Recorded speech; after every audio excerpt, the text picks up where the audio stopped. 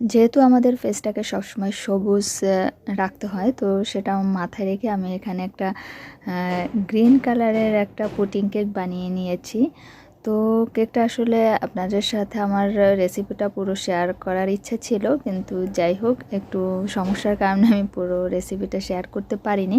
এখানে ওই যে বড় যে কেকটা সেটা হয়ে গেছে, আর এখানে মানে যে পাত্রটা আমি বড় কেকটা তৈরি করেছি ওখানে আমি পুরোটাই দিতে চেয়েছিলাম, দেখলাম যে একেবারে পুরা ভরে যায়, তো দেখা যাবে যে ওটা বের হয়ে পড়ে যেতে পারে। এই জন্য আমি এই যে ছোট একটা পাত্রে আবার দিয়ে দিয়েছি।